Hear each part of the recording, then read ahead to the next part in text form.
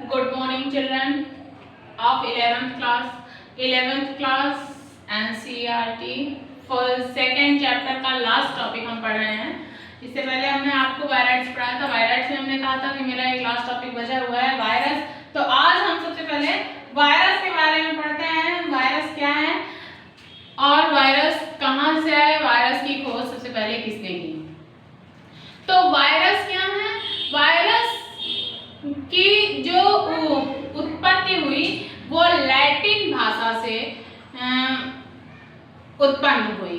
तो जो लैटिन भाषा में वर्ड था वो था पॉइजन। पॉइजन, वायरस का मतलब है पॉइजन। पॉइजन का मतलब है विष।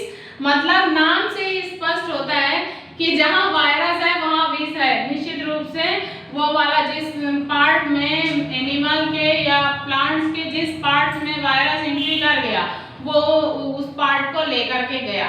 तो इस प्रकार से सबसे पहले सर इवानोवस्की ने 1892 में टोबैको मतलब तंबाकू की पत्तियों में इसको सर्च किया। सर इवानोवस्की ने 1892 में टोबैको मतलब तंबाकू की पत्तियों में इसको देखा।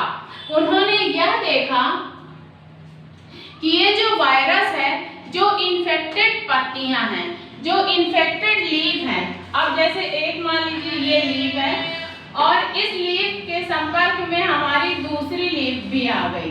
तो ये वाली लीफ यदि इन्फेक्टेड है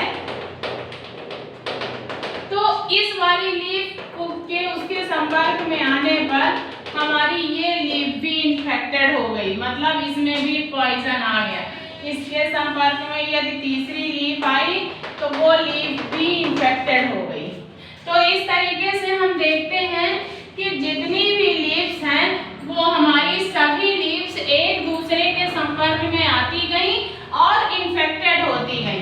तो सर इवानोवस्की ने बताया कि यदि एक पत्ती संक्रमित है, इन्फेक्टेड है, तो उसके संपर्क में आने वाली जितनी भी पत्तियां हैं वो सभी पत्तियां इन्फेक्टेड हो जाती हैं और एक तरीके से पूरा प्लांट इन्फेक्टेड हो जाता है, पूरा प्लांट संक्रमित हो जाता है। तो वायरस अपना इस तरीके से असर दिखाता है कि पूरी पत्ती को और धीरे धीरे पूरे प्लांट को ही संक्रमित कर देता है। जो ये वायरस होते हैं, ये वायरस ऐसे हेड, इनका ऐसा हेड होता है, ये इनका ये ऊपर वाला पार्ट इनका हेड है और ये इस तरीके से टैग बनाते हैं अपनी।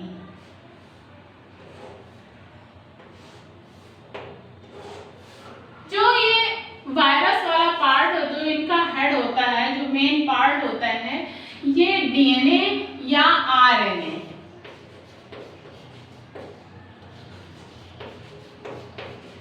डीएनए या आरएनए का बना होता है। अब जो डीएनए या आरएनए होते हैं वो न्यूक्लिक अम्ल के बने होते हैं। तो इस तरीके से ये न्यूक्लिक अम्ल के बने होते हैं और इनका जो ऊपर का लेयर होता है, ऊपर का जो कोट होता है, कवर होता है, वो प्रोटीन का बना हुआ होता है। इसलिए हम इसे कैप्सिड भी कह सकते हैं कि जो हमारा ये मतलब पार्ट है ये कैप्सिड के नाम से भी जानते हैं इसको।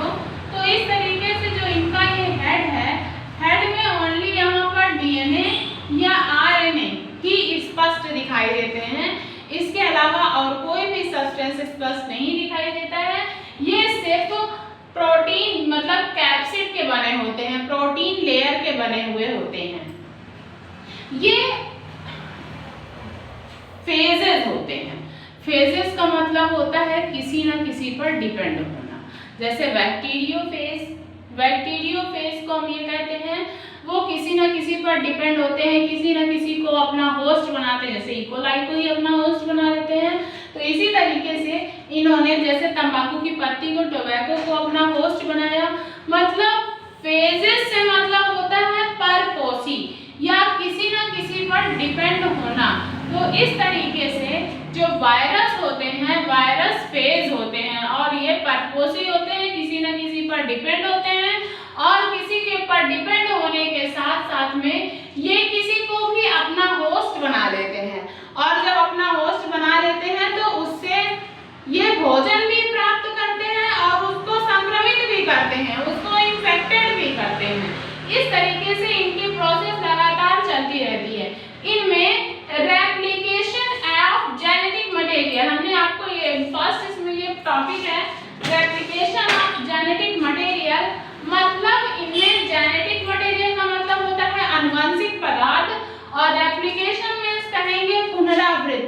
मतलब जो इनमें रेप्लिकेशन है अनुवंशिक पदार्थ है, और अनुवंशिक पदार्थ क्या है इनका, आरएनए या डीएनए, दो में से कोई एक भी हो सकता है।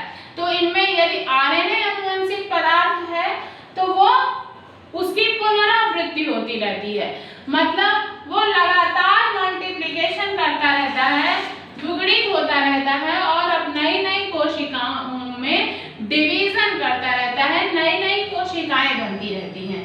तो जब नई नई कोशिकाएं, जो उनका जेनेटिक मटेरियल है, बार बार रिपीट होता रहता है। अब ये जेनेटिक मटेरियल है, ये बार बार रिपीट हो रहा है। अब ये लगातार ग्रोथ कर रही हैं, 1 से 2, 2 से 4, 4 से 8, इस तरीके से लगातार वृद्धि करती रहती हैं। तो जब लगातार वृद्धि करती रहती है तो इनकी संख्या बढ़ती चली जाती है। किंतु एक बहुत इंपॉर्टेंट क्वेश्चन पूछा जाता है आपसे कि सजीव और निर्जीव के बीच की जो कड़ी है वो किसे माना गया है। यह निश्चित रूप से क्वेश्चन आता है।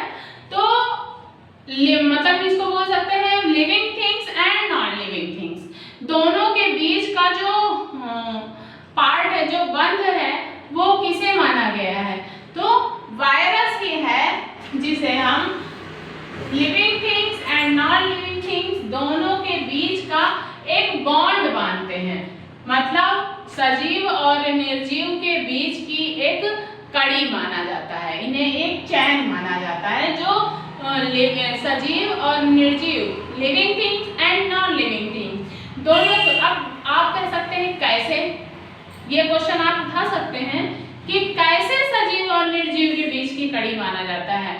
तो वो इस तरीके से कि यदि इन्हें O2 ऑक्सीजन नहीं मिलती, मान लीजिए इन्हें ऑक्सीजन नहीं मिलती है, उस कंडीशन में ये मरते नहीं हैं, ये डीएक्टिवेट हो जाते हैं, मतलब निष्क्रिय अवस्था में पड़े रहते हैं, कोई फंक्शन नहीं करते हैं, कोई वर्क नहीं करते हैं, कुछ भी नहीं करते हैं, डीएक्टिवेट होकर के पड़े रहते हैं। लेकिन जैसे ही ये बाहर निकलते हैं, ऑक्सीजन के संपर्क में आते हैं, फिर से अपना काम शुरू कर देते हैं, फिर से एक्टिव हो जाते हैं। इस वजह से इन्हें living things and non living things दोनों के बीच की चैन कहा गया है, मतलब सजीव और निर्जीव के बीच की कड़ी माना जाता है। ये O2 के साथ भी और O2 के बिना भी दोनों ही कंडीशन में जीवित रह सकते हैं, बट मरते नहीं हैं, इनकी डेथ नहीं होती है। तो इस प्रकार से इनमें रिस्पिरेशन भी होता है, ये होस्ट बना करके अपना न्यूट्रिशन भी लेते हैं, और जिसको होस्ट बनाते हैं उसी को संक्रमित करते हैं, और उसी के संक्रमित करने के साथ साथ में, इन्फेक्टेड करने के साथ साथ में अगले को भी उसी चपेट में लेके आते हैं, अगले को भी इन्फेक्टेड कर देते हैं। तो इस तरीके से हम देखते हैं कि वायरस किस तरीके से फंक्शन करता है। आज से हमारा सेकेंड चैप्टर फिनिश हो चुका है। अब हम थर्ड चैप्टर के साथ में आएंगे, जो NCERT 30% सिलेबस कम किया गया है, तो उसमें कुछ चीजें दी हुई हैं। थर्ड चैप्टर जो है हमारा वनस्पति जगत है, शायद प्लांट किंगडम है। तो नेक्स्ट वीडियो हमारा होगा प्लांट किंगडम से। अगर आपको कोई दिक्कत आती है तो आप मुझे फिर भी कमेंट कर सकते हैं, कॉल कर सकते हैं, क्वेश्चन कर सकते हैं। तो थैंक यू।